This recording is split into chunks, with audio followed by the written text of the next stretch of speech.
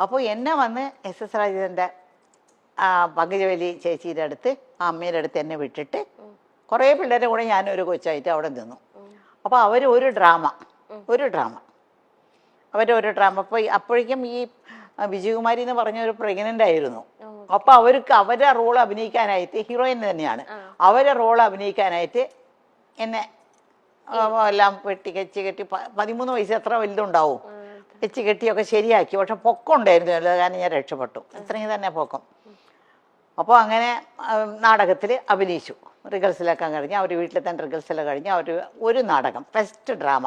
ഈ ഡ്രാമ കാണാനായിട്ട് MGRും അന്നത്തെ വലിയ ഡയറക്ടർ, ഇന്ന് മണിരത്നം എന്നൊക്കെ പറയുന്നില്ല, അന്നത്തെ വലിയ ഡയറക്ടറാണ് രാമണ്ണ എന്ന് പറയുന്ന ഒരാൾ, അങ്ങേരും കൂടിയെല്ലാം അവരാണ് പ്രസിദ്ധി നാടകത്തിന് വന്നിട്ട് ഇങ്ങനെ ഇരുന്ന് നാടകം കണ്ടപ്പോൾ MGRും അവരും പറഞ്ഞു കോഴിപ്പെണ്ണി കൊള്ളാമല്ലോ, നമ്മുടെ പടത്തിൽ ഒരു ക്യാരക്ടർ ഉണ്ടല്ലോ അതിന് ഇങ്ങനെ കൂടെ അഭിനയിക്കാനായിട്ട്, പൊക്കമുള്ളത് കാരണം നമുക്ക് ശരിയാക്കാന്ന് പറഞ്ഞു. അങ്ങനെയാണ് അവർ ഞങ്ങളോടെല്ലാം സംസാരിക്കുന്നത്. പിന്നെ സംസാരിക്കുന്നതൊക്കെ അവർക്കൊരു കമ്പനി ഉണ്ട്, SS രാജേന്ദ്രന് ഒരു സിനിമ കമ്പനി ഉണ്ട്. ആ കമ്പനി ആ മാനേജറോടാണ് സംസാരിക്കുന്നത്. അപ്പോൾ അവിടെ സംസാരിച്ചപ്പോൾ എനിക്ക് 3 വർഷത്തിൻ്റെ കോൺട്രാക്റ്റ് കിട്ടും. 3 വർഷം പുറത്തുള്ള പടങ്ങളിലൊന്നും അഭിനയിക്കാൻ പാടില്ല, അവർ പറയുന്ന പടങ്ങളിലേ അഭിനയിക്കാൻ പാടുള്ളൂ. അങ്ങനെ അഭിനയിച്ചാലും പകുതി പണം അവർക്ക് കൊടുക്കണം പുറത്തുനിന്ന്. അപ്പൊ അവര് മുഖാന്തരം പോയത് കാരണം എനിക്ക് ഫസ്റ്റ് മൂവി തന്നെ 6,000 റുപ്പീസ് ആ കാലത്ത് കിട്ടി. 6,000 റുപ്പീസ് എന്നൊക്കെ പറഞ്ഞാൽ ഇന്നത്തെ വലിയൊരു തുകയാണ്. ഞാൻ തനിച്ചാ പോയെങ്കിൽ 600 രൂപ പോലും കിട്ടില്ലായിരുന്നു. അവര് വഴി പോയി ഒരു വലിയൊരു സെറ്റപ്പിന്റെ വഴി പോയത് കാരണം എനിക്ക് 6,000 റുപ്പീസ് കിട്ടി.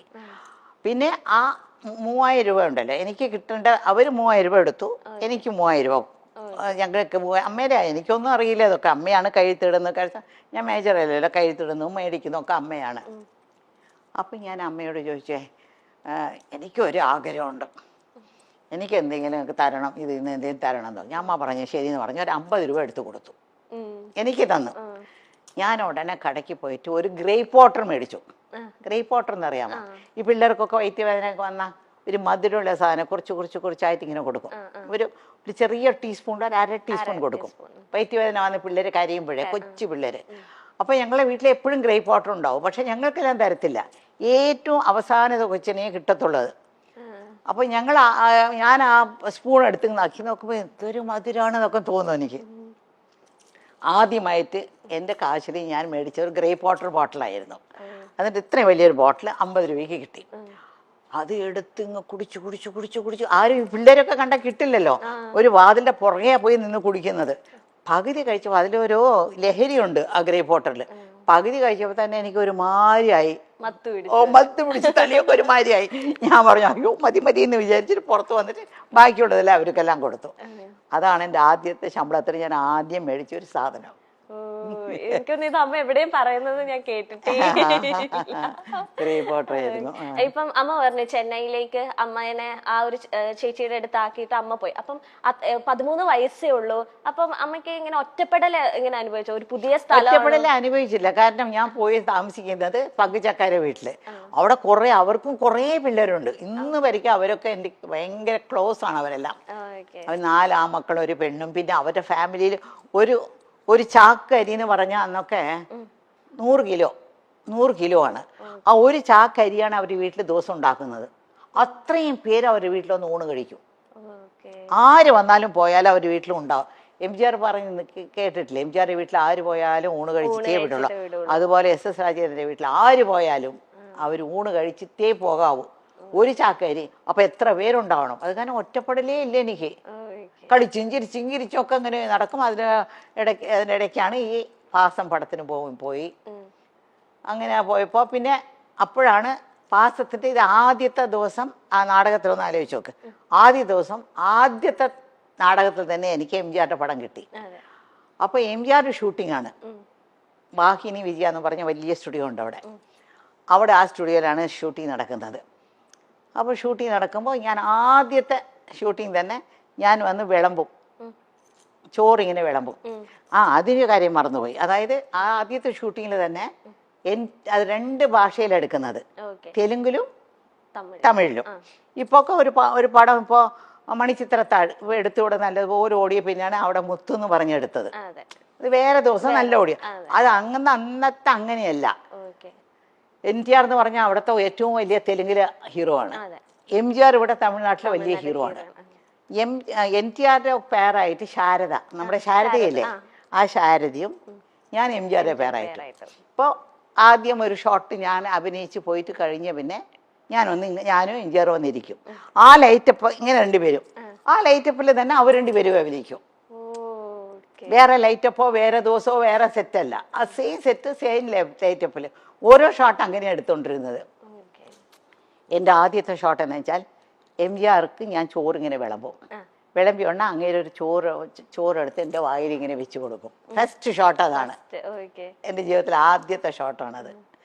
അപ്പോൾ അത് അടുത്ത സെറ്റില് ഭാസ്കര മാസ്റ്റർ ഭാഗ്യജാതകം എന്നൊരു പടം തുടങ്ങി. അപ്പോൾ സത്യ സാറും ഉണ്ട് അവിടെ. അപ്പോൾ ഭാസ്കര മാസ്റ്റർ സത്യ സാറുടെ അടുത്ത സെറ്റിൽ ഒരു മലയാളി പെണ്ണ് അഭിനയിക്കുന്നുണ്ടെന്ന് പറഞ്ഞു. അതിന് തമിഴ് വരാതെ ഒരുപാട് പാടുപെടുന്നുണ്ട്.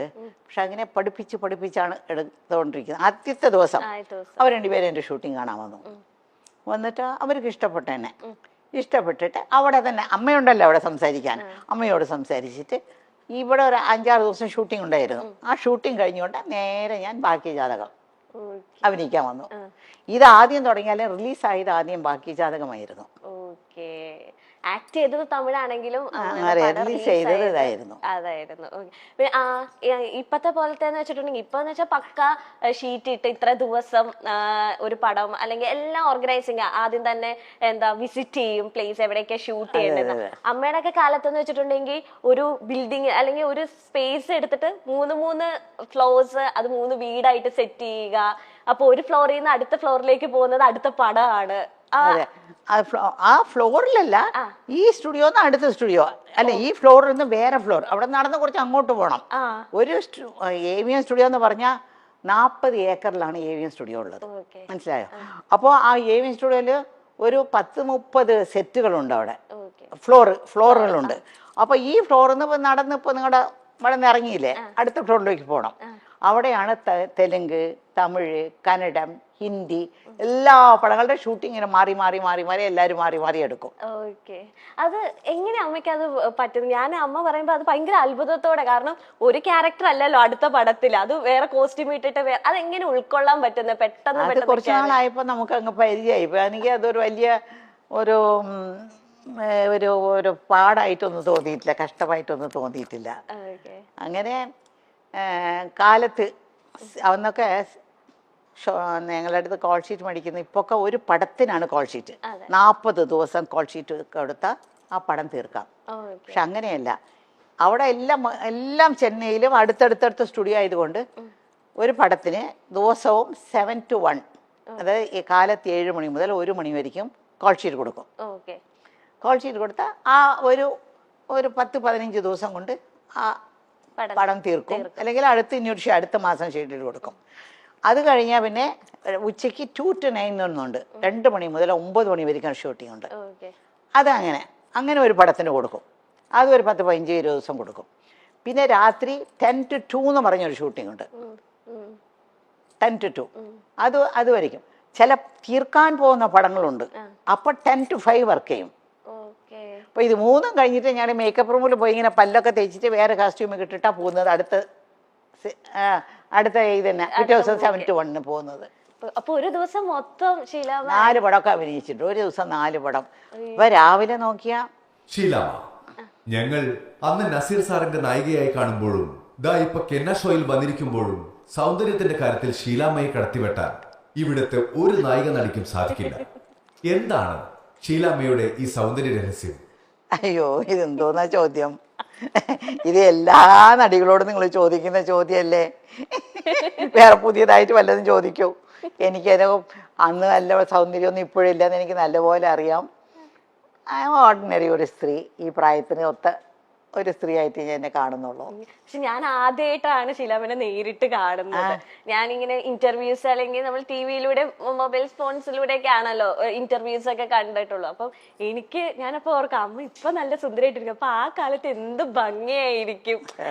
നമുക്ക് ആ കാലത്തിൽ അമ്മേനെ നേരിട്ട് കാണാനൊന്നും സാധിച്ചിട്ടില്ലല്ലോ, അപ്പൊ എന്ത് ഭംഗിയായിരിക്കും എന്ന് ഞാനിങ്ങനെ ആലോചിക്കുകയായിരുന്നു.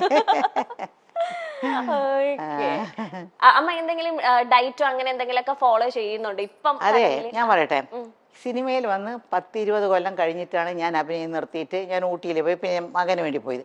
ഈ 10-20 കൊല്ലം വരയ്ക്കും ഞാൻ അഭിനയിച്ചുകൊണ്ടിരുന്ന കാലം വരയ്ക്കും ഫേഷ്യൽ എന്ന് പറയുന്ന സാധനം എനിക്ക് അറിയില്ല. അറിഞ്ഞെങ്കിൽ ചെയ്തേനെ, അന്നൊന്നും ഇല്ല, ഫേഷ്യലൊന്നും ഇല്ല. ഇപ്പൊ ഫേഷ്യൽ ചെയ്താൽ ഭംഗി വരും, ഫേഷ്യൽ ചെയ്താൽ അത് കുറഞ്ഞ അതൊക്കെ ചുമ്മാ ഒരു ഫ്രഷ്നെസ് കിട്ടും. ഫേഷ്യൽ ചെയ്ത ഒരു ഫ്രഷ് ആയിരിക്കും.